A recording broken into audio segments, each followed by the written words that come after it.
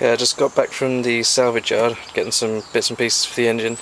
I managed to get a new fuel tank, which I'm pretty happy about. I ditched the carb on top of it and kept the gasket, so I'm going to make sort of a plate to bolt on top of that hole to cover that, and then have a fuel outline coming probably out of that flat there. Pretty happy because the original engine came with this bit which sat on top. It's only actually that section there that is the fuel tank, so even if I cut that out there's no way of making that look anyway good. So I'm just going to use the holes on top and stuff to make some sort of mounting bracket to have that on top of the engine there.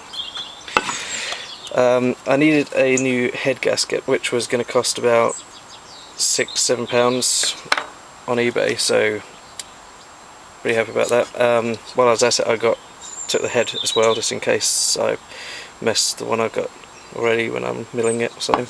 A few other little bits, new pull cord, governor spring, never have too many springs, and a bit of pipe for manifolds and exhaust and stuff.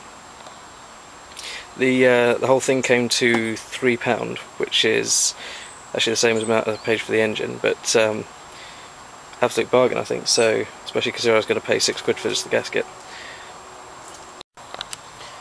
Okay, so I cleaned up the tank with some wire wool, got all the gunk and stuff off it, and some of the paint.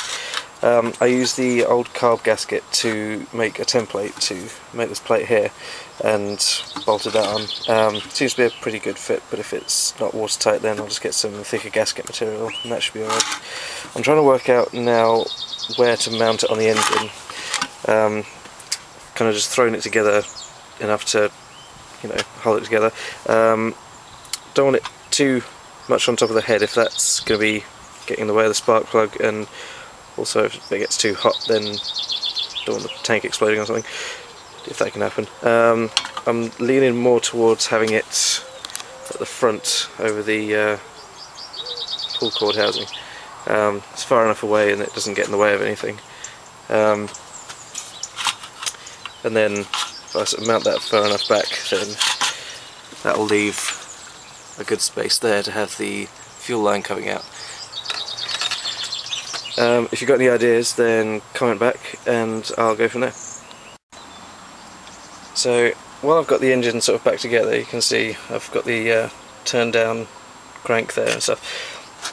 I don't like the old, what used to be the base plate and all this stuff around here, so my plan is to cut all the excess stuff away so it looks more like the horizontal axle engines.